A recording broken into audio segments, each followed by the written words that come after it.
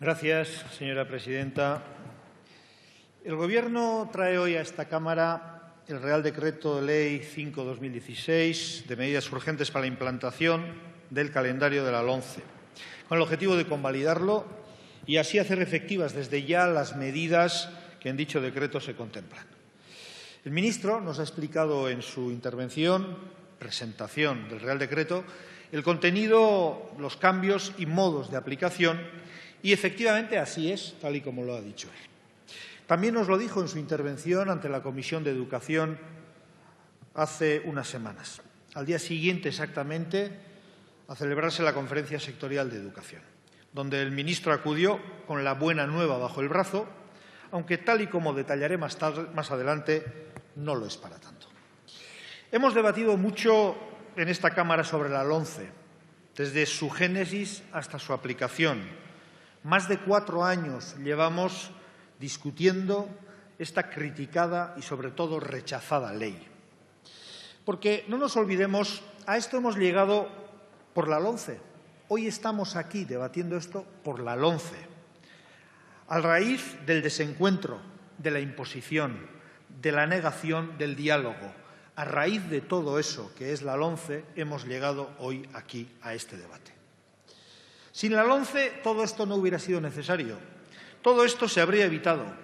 Es un viaje para el que no se necesitaban, sin duda alguna, estas nuevas alforjas que constantemente estamos intentando llevarlas tal y como se puede. Tanto discutir, argumentar, ofrecer la posición de la comunidad educativa, de las comunidades autónomas, de los sindicatos, da igual, pero no, imposición del señor Wert en su momento y de su Gobierno, incluido su presidente. ¿Qué pasa? Que ya no tienen ustedes mayoría absoluta y no pueden hacer lo que les dé la gana. No pueden imponer. Pero así y todo les cuesta razonar y atender a la demanda. Por eso son incapaces de asumir su fracaso legislativo. Me dirán que han ganado las elecciones, evidentemente. Muy bien. ¿Y su modelo convence a alguien de esta Cámara que no sean ustedes? Por ello, el ministro, que como le dije a él mismo en la Comisión de Educación, tuvo que venir a ordenar el desaguisado que dejó su antecesor. El desaguisado que dejó su antecesor. Y yo no le niego ni su voluntad ni su concepción de la educación, que seguro que es diferente. Sé que es diferente de su antecesor. Por eso le vuelvo a hacer la pregunta que le hice en la comisión hoy ante el Pleno. ¿Esta modificación viene porque están convencidos de que se equivocaron o porque no tienen mayoría para mantenerla? En cualquier caso, la modificación que nos trae es mínima y así y todo no nos convence. Está claro que las reválidas eran un enorme quebradero de cabeza para el Gobierno y que, además de no aportar calidad en el sistema educativo, generaban conflicto social y político. El ámbito competencial se lo saltaban a la torera. Y, desgraciadamente, en esta modificación que nos traen, aun reconociendo que es un avance y desatasca un importante nudo que teníamos con el tema de la reválida del bachillerato, siguen adjudicándose para el Gobierno central incluso las pruebas de diagnóstico de primaria y secundaria. No voy a incidir en lo que ya se ha explicado aquí por otros grupos y por el propio ministro, es decir, en el contenido o cambio que nos trae respecto a la situación anterior, cuál es la diferencia. Pero al señor ministro le diré que lo que dijo la consejera de mi Gobierno, también de mi partido, que a este grupo parlamentario no le convence esa modificación en su totalidad. En primer lugar, en vez de andar con modificaciones parciales, seguimos pidiendo directamente la derogación de la LOMCE. Ayer mismo un representante del Partido Popular subió a esta tribuna a hablar de otro tema y dijo que, abro comillas, se abre un nuevo tiempo en el que no hay que hablar de derogaciones, sino de diálogo. Y cierro comillas. Diálogo, efectivamente, cuando no se puede imponer, porque en toda la anterior legislatura ustedes tuvieron tiempo, posibilidades de dialogar y ni se les ocurrió. Pero además, diálogo, pero no derogo porque es mi ley. Entonces, ¿qué significación de diálogo tienen ustedes para sí? Señores del PP, ¿sabes qué les digo? Que no me creo nada. Que el tema del diálogo queda muy bien aquí, pero no me creo nada. Como decía, pedimos la derogación de la ley. Pero así y todo, y haciendo un esfuerzo de diálogo y negociación, creemos que ante este decreto, aunque se modifiquen las pruebas, tanto de bachillerato como de primaria y secundaria obligatoria, mantenemos nuestras reservas, por no decir claramente posición contraria, respecto a las pruebas establecidas para primaria y secundaria, porque, aunque sean muestrales de diagnóstico, como se ha dicho, así como la de la ESO, no creemos que deberían de figurar en el texto, no era necesario.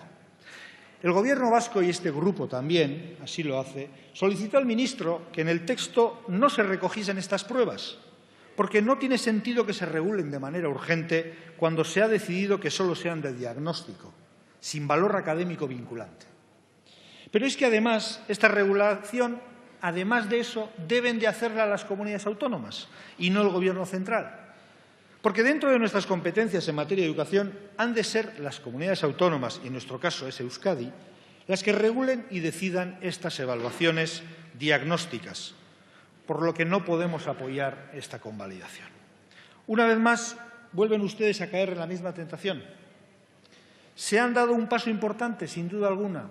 Sí lo es, pero a medias. Por lo tanto, Euskadi no se puede sumar a este acuerdo que ustedes tanto pregonan.